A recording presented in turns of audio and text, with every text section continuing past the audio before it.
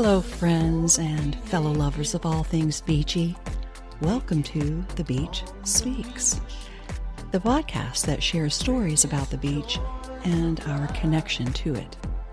I'm your host and beach lover, Paige Friend, helping you reconnect with the beach, return to your soul, and reimagine your life.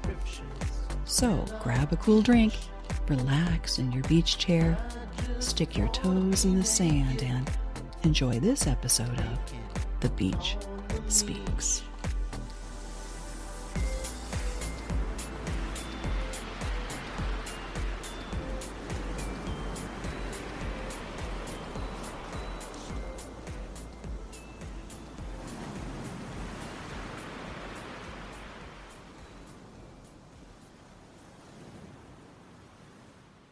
Hey, beach lover.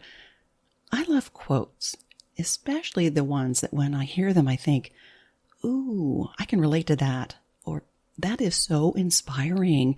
I need to write that one down before I forget it. And I'll rush to scribble it in a journal or a notebook. It's like I'm attaching a sticky note to my brain, a reminder to go back to it later. And let me tell you, there are a lot of sticky notes up there. There's one quote, it's actually a question, that when I first heard it, I could feel the words, the ideas they invoked, tumbling around in my head with an enthusiastic energy that flowed from my brain through my heart and then settled in an anxious knot in my gut, waiting for the answer. The quote is from the last line from Mary Oliver's poem, The Summer Day. Tell me, what is it you plan to do with your one wild and precious life? Okay, before you start frantically searching through the sticky notes in your brain to find the answer, let's pause, take a deep breath in, exhale. What are you thinking right now? Is it, I have an idea of what I want to do with my wild and precious life, but I have no plan. I need a plan. Or, I have a plan. I know what I want to do. I'm just having trouble doing it. Right now, I'm thinking I'm living my dream, but it feels like there's more I could be doing to live this one wild and precious life. Whether you want to spend your wild and precious life traveling around the world or living out your dream right where you are, my guest today, Alise Saunders, a digital nomad, coach, and freedom seeker, is here to be our trusted friend and travel guide. Here she is, calling in from a house on the beach in Greece.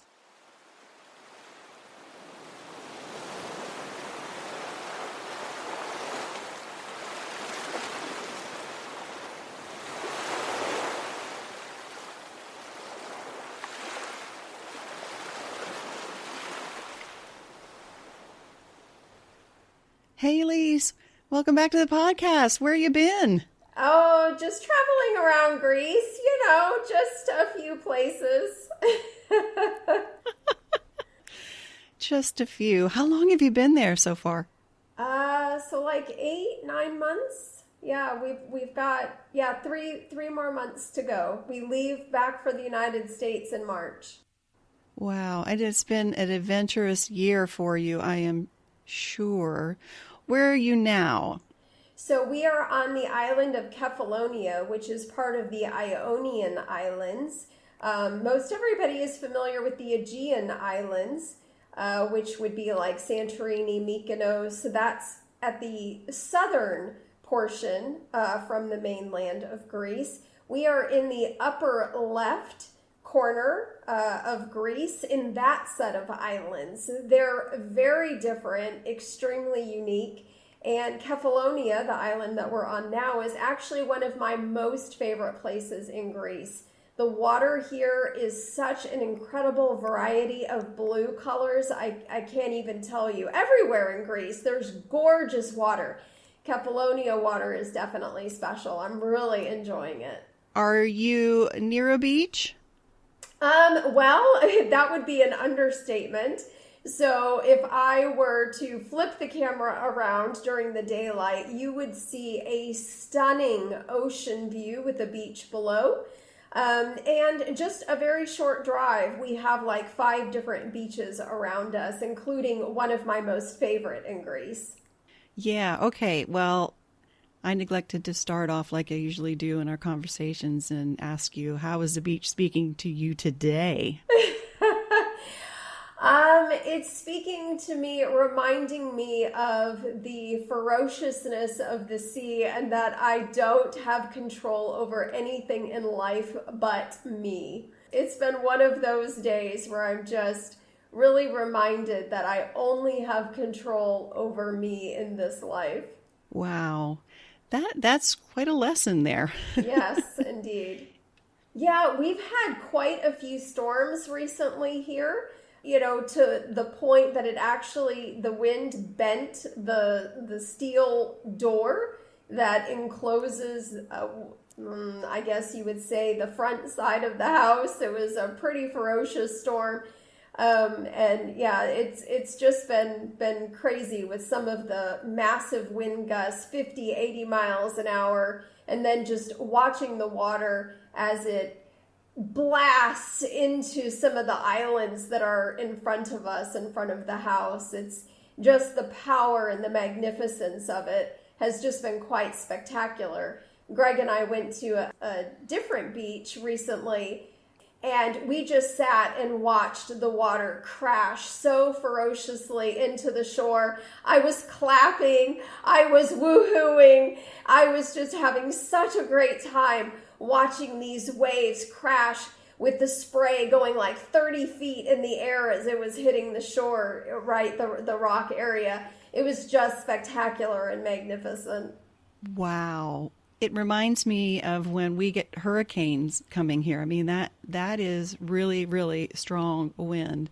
And it is kind of fascinating. Did you get photographs of any of those waves? The good ones, of course, I missed, right? Because I was being present and really enjoying it. I think my husband was watching me enjoy the waves the way that I was clapping and cheering, when the spray came up so high. But we did get a couple of videos and pictures of some of the spray coming up. Of course, they never seem to do it justice, right, than what we see with our eyeballs. Oh, I know, absolutely. And I totally understand what you're saying about being present with it all, because my natural inclination is to pick up my phone and, oh, let's video this. Let's take a picture of it. I want to remember it and all that. And then you're just kind of not there with it. When the storm comes like this, do they warn you to, evacuate or anything? It seems like you might be kind of in danger of something. No. First, it's off season, so most of Kefalonia is closed, right? So we're really enjoying the fact that we practically have this island to ourselves. We can go 20, 30 minutes on the roads, the major roads, and not even see another car. So it's really just us and the locals that probably live here year round, which isn't that much. There's a lot of stores and restaurants that are closed. All the tourist attractions are closed.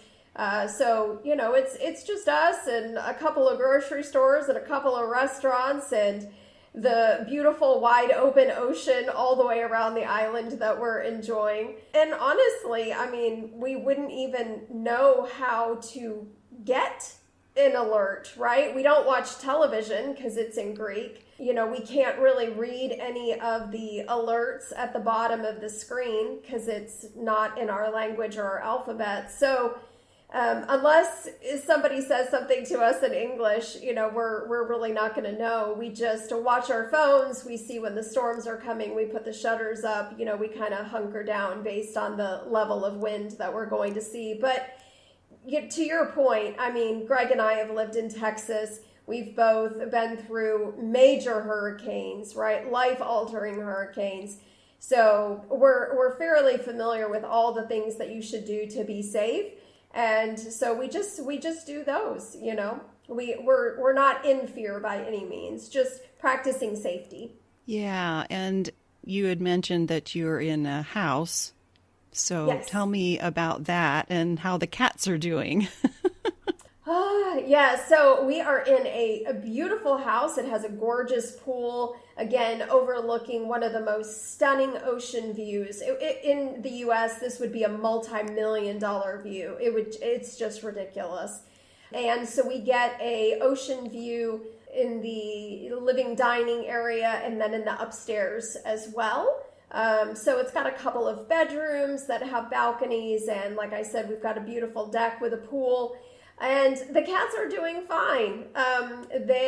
Delilah had surgery recently. She had a lot of her teeth removed. We were a little bit concerned that she might not make it. She was pretty sick there, but we were able to get her some medical assistance, get her dental surgery. We got her a medication that's available here in Europe called Silencia. And it helps cats who experience pain, usually due to arthritis. And oh my gosh, she is a brand new woman.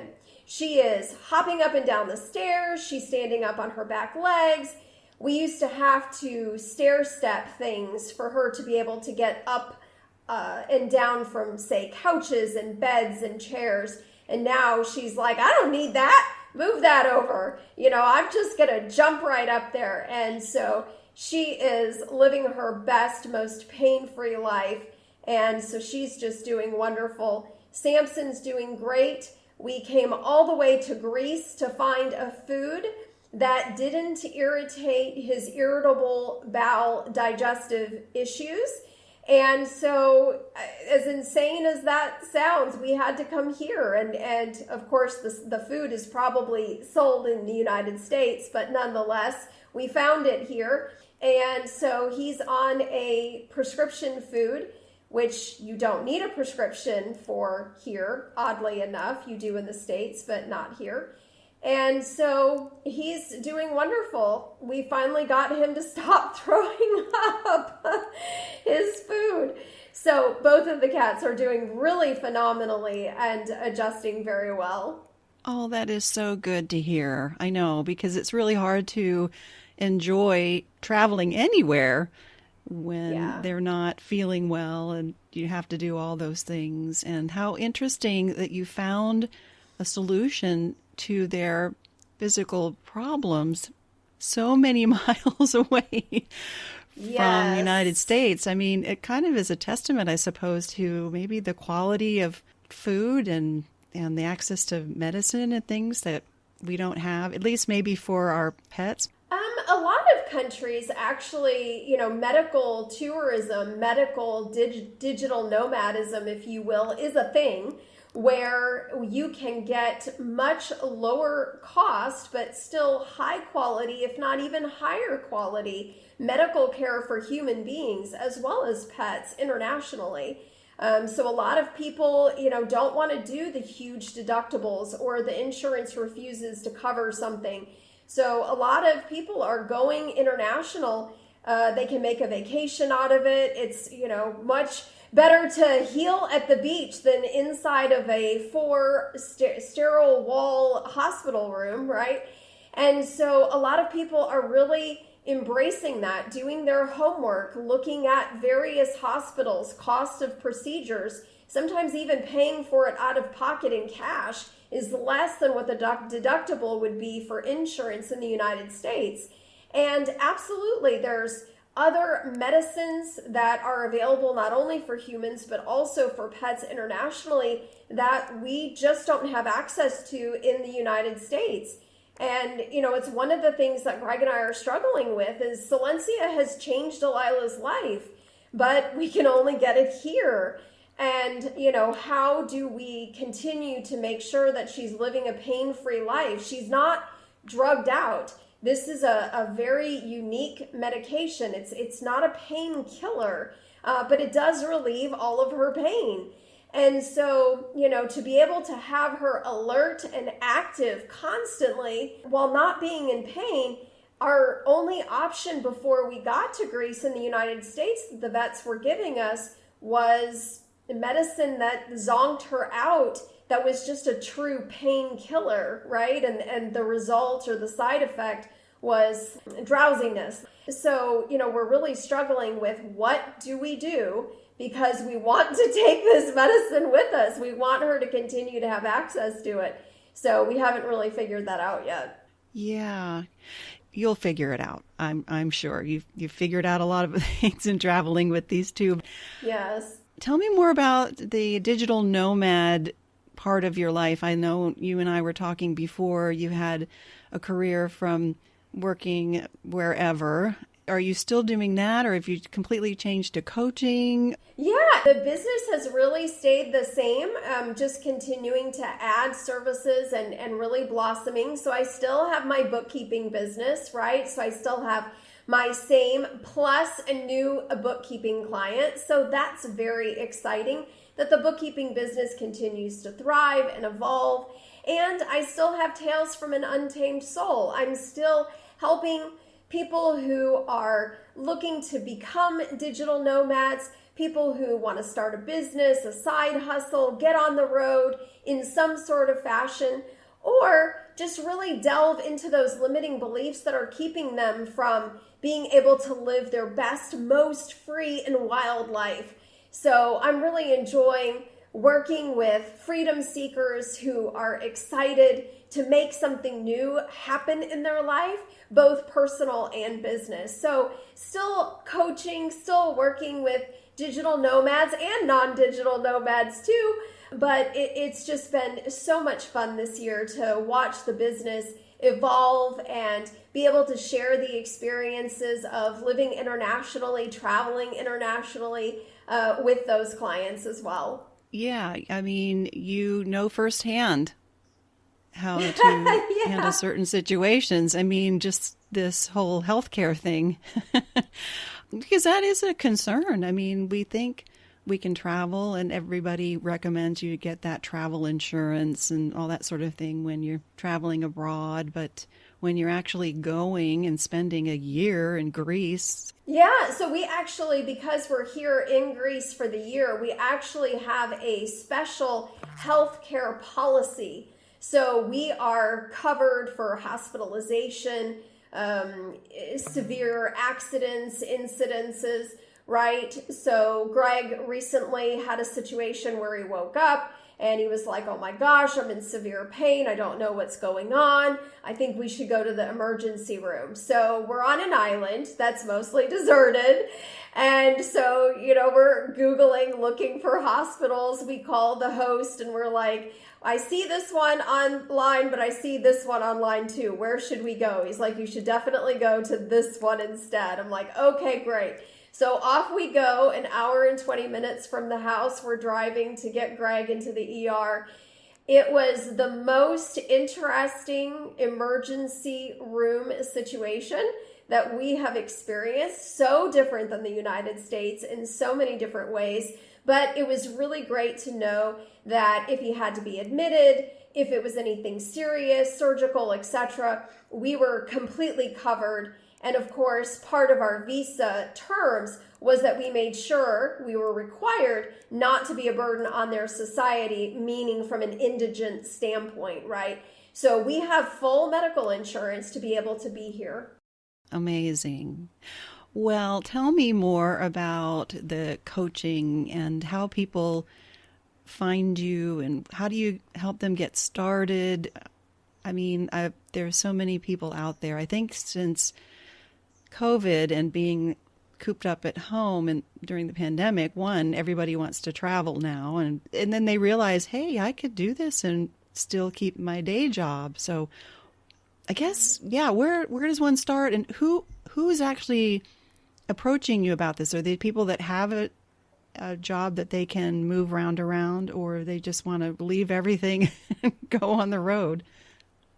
Honestly, it's a variety of people. Let me start with that question first, right? So I have one client right now who wants to start her own business and be able to transform that into the income that's going to allow her to be able to be remote, right? Transition out of a standard job that is in one specific location.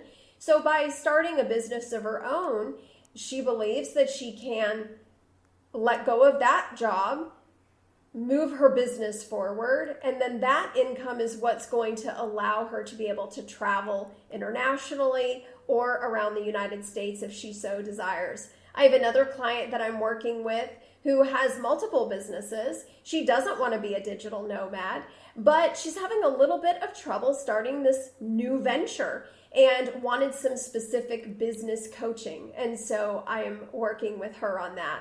I have another client who has, again, a static job, wants to create a business so that they can get out on the road. Now, this particular client is going to keep the home base, not go all in like Greg and I did, where we sold everything and own nothing these days, not even a vehicle anymore. And, she just wants to digital nomad intermittently, but have this additional income that's going to allow her to do that. So there's just a variety of people who need a little bit of guidance, some accountability coaching, some strategic planning, some pro tips on starting a business, becoming a digital nomad, answering all of those crazy questions that come with digital nomad, like we were just talking about. What do I do for insurance? How do I have an address, right? How do I file taxes? All of these types of things. Where can I go? What can my accommodations be, right?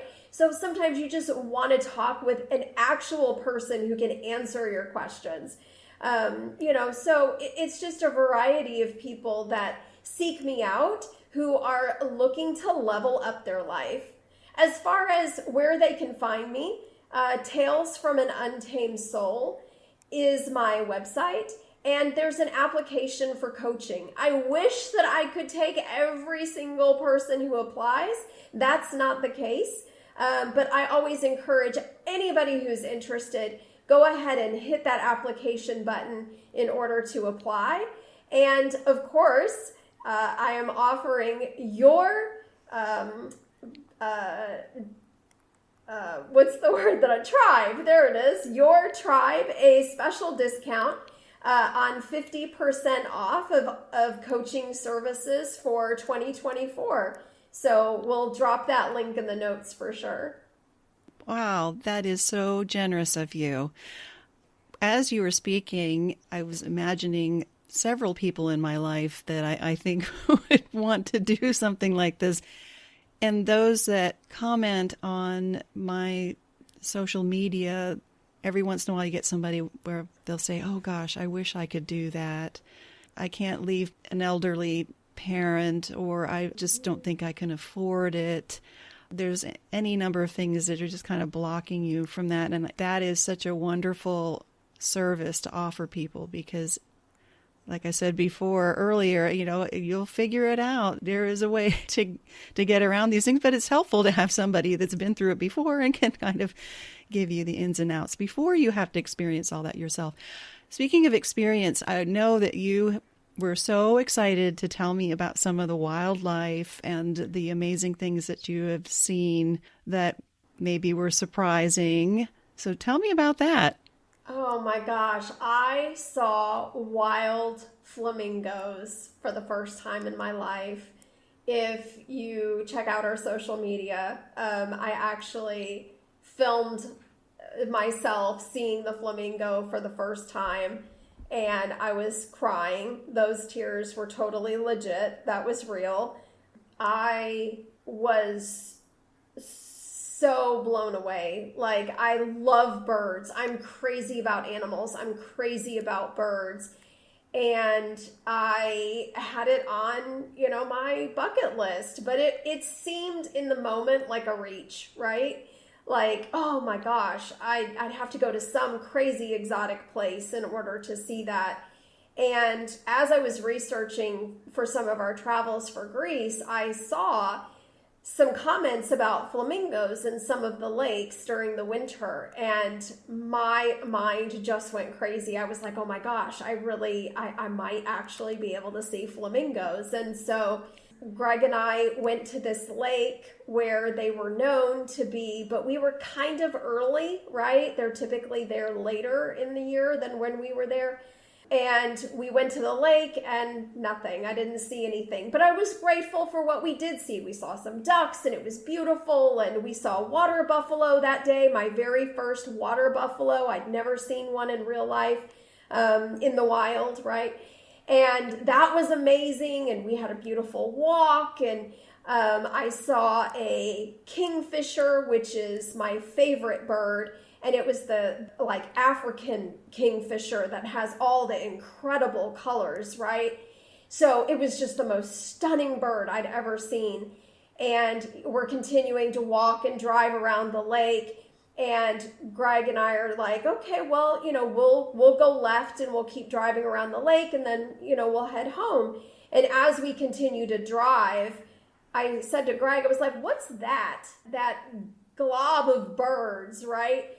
And so we kind of started to drive toward it on this dusty road, and I hopped out just like he hadn't even stopped moving, and I'm like screaming, there's a flamingo, and I'm like jumping out of the car, and the tears have already started, and he's like, oh my God, trying to stop before he runs over me and I fall out or something. And, so I'm just running out of the car and around the car and to the edge of the road and trying to see it, did my eyes deceive me? Where did it go? Because I couldn't quite see it.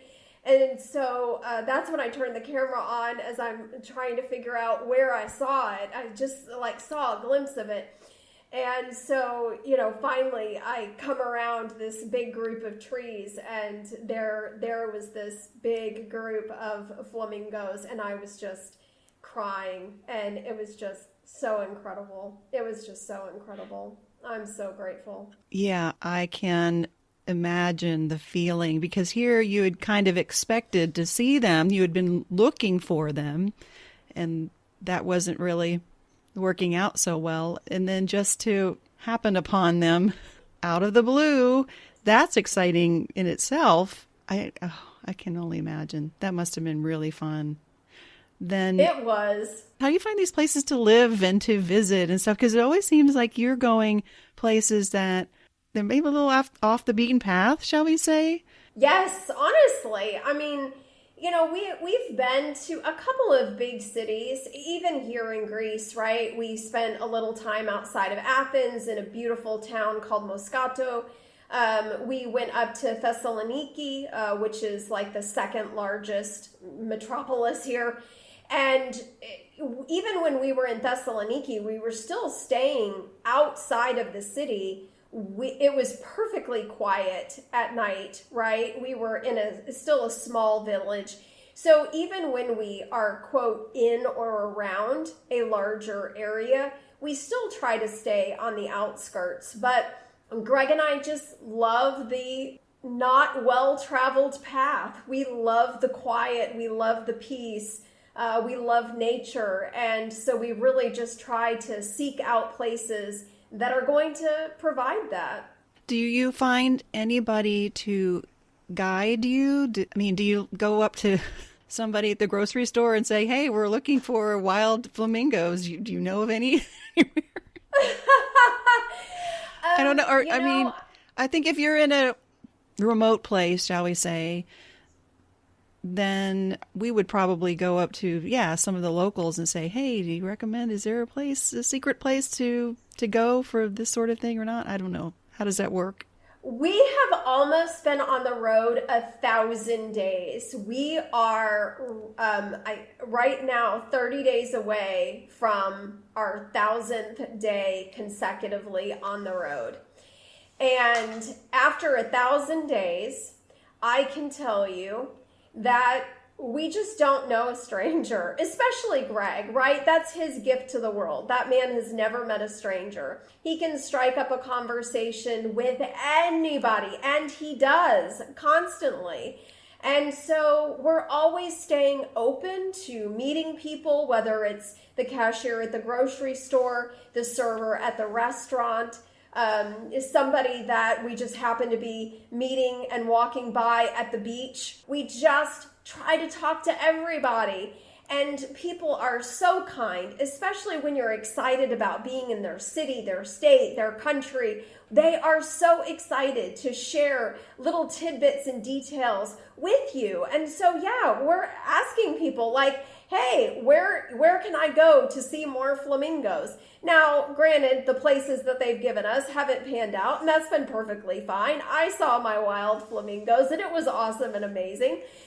But we have just found amazing restaurants to go to that way, wonderful attractions to go and see and do, and, other places to visit, right? We have completely changed our itinerary since the last time that you and I talked for Greece. In fact, I dare say we probably have completely transformed it at least 3 times. Because we learn more. People help point out, oh, you should go here because of this. Oh, you're going to love this. If you love that, you'll love this, right? And so people are just so excited to share their region with us. And it is just so helpful. That's really good to know. We're traveling to Italy next year in September. And we have, of course, all of the places that one wants to go.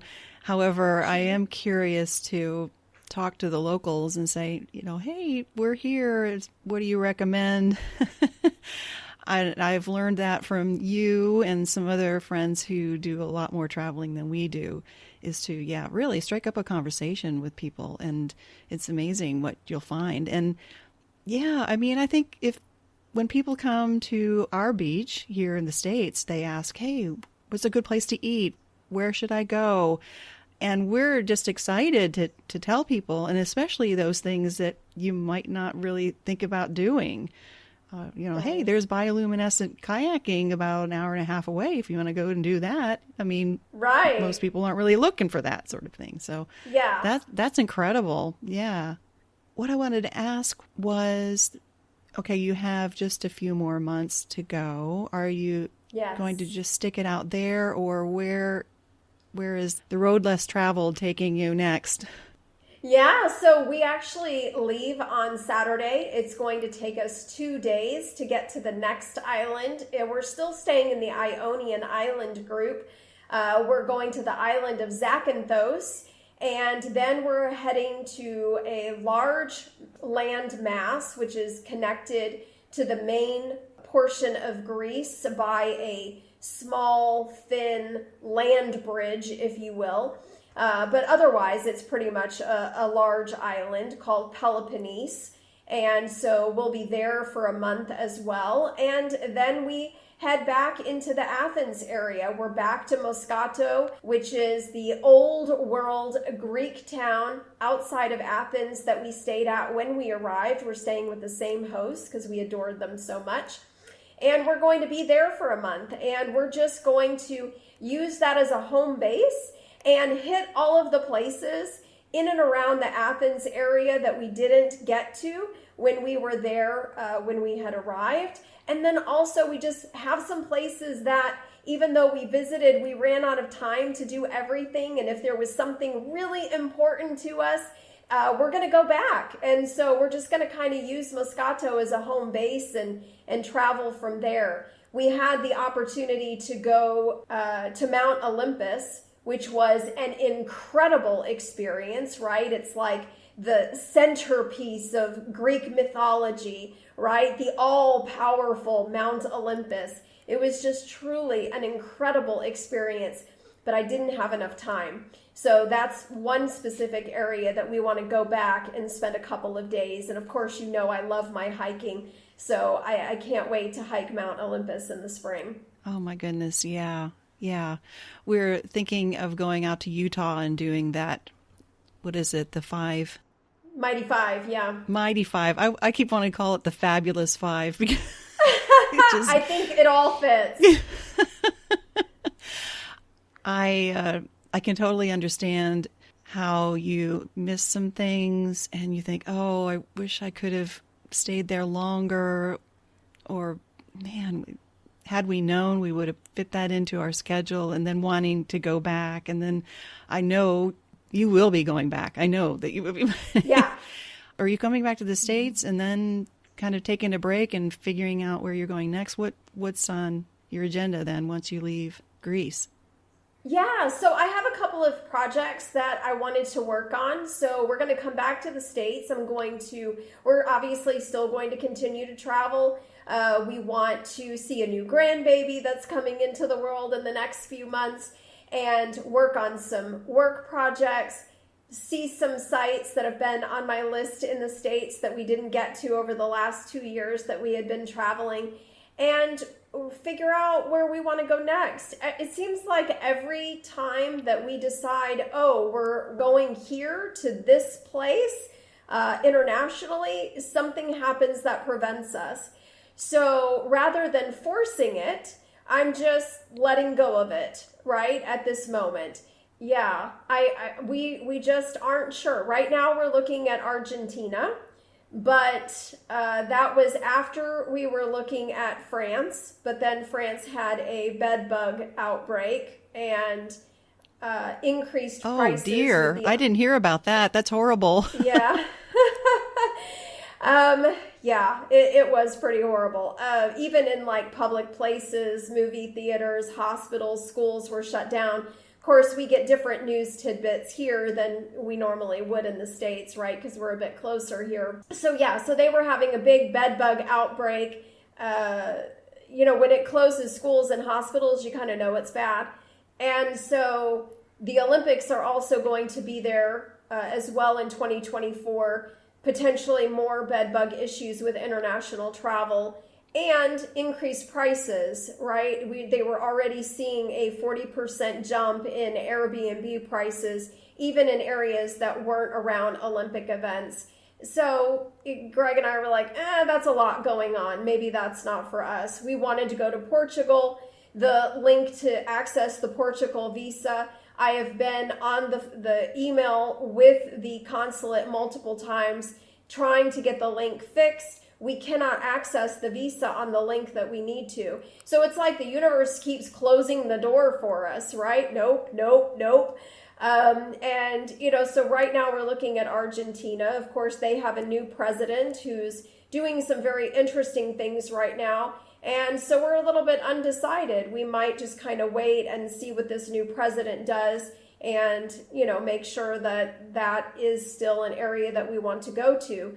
We also have to continue to do our due diligence. Can we get the cats food in Argentina? So we have to make sure that we have the pet supplies that we need for wherever it is that we're going to be going. So there's just a lot of things to look at and consider in, making that next choice.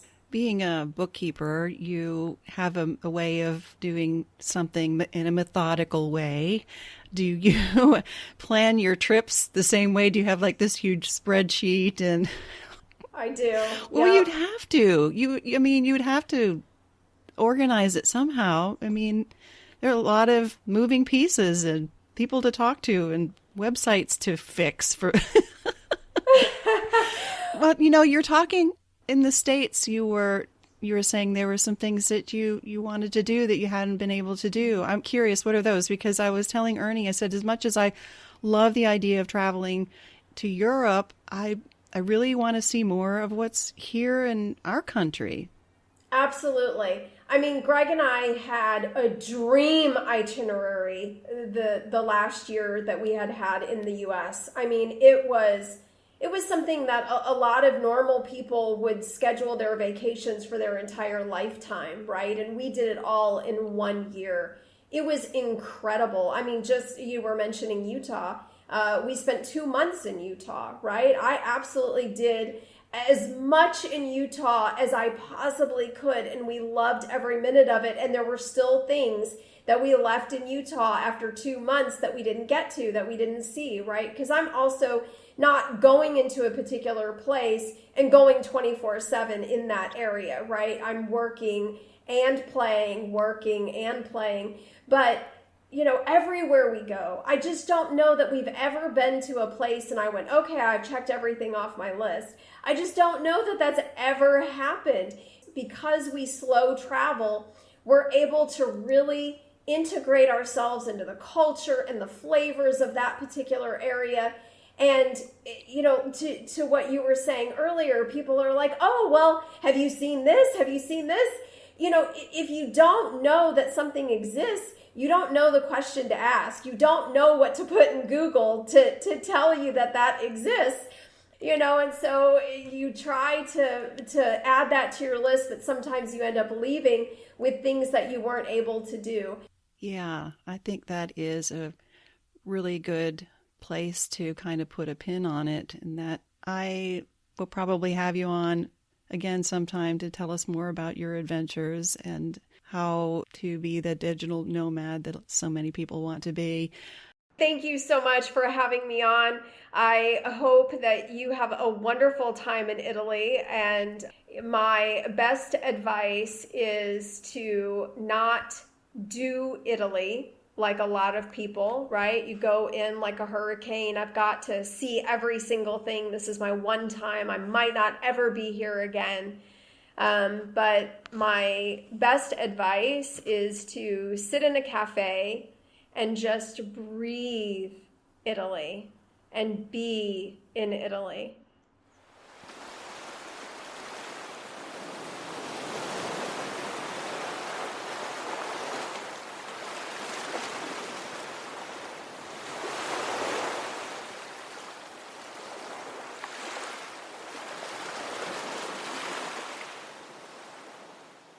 I always look forward to my chats with Alise and hearing about the amazing beaches she's been visiting and her surprise wildlife encounters. She is truly a wild and untamed soul. And if you're new to the show, this is actually the second time Alise has been on the podcast. The first was in August 2022 when we talked about Costa Rica and bonded over our love for a certain beach resort there. I'll put the link in the show notes. But before I go, I've got something I want to share with you. If you've been a listener of the podcast for a while or follow me on the socials, you probably know by now that I love taking pictures of the beach, especially at sunrise or sunset, because that's often how the beach speaks to me, in images.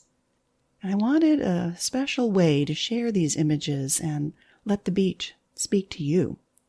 So I created an ebook that combines some of my favorite beach photos with my favorite beach quotes.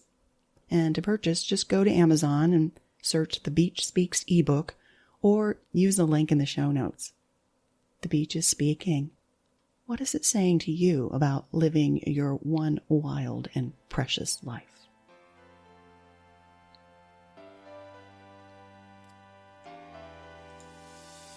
Thank you for tuning in to another episode of The Beach Speaks.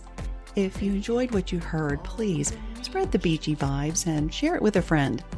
Because, let's be honest, who doesn't want more beach in their lives? And if more beach is what you crave, go to thebeachspeaks.com and sign up for my newsletter. It's an easy way to stay in the know, collect some tips and travel hacks for your next beach adventure, and find out what I'm doing at the beach. And if you want to dive deeper into the ocean of support, consider becoming a Beach Speaks Patreon member.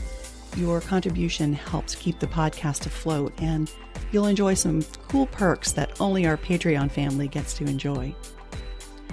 The beach is speaking. Are you listening?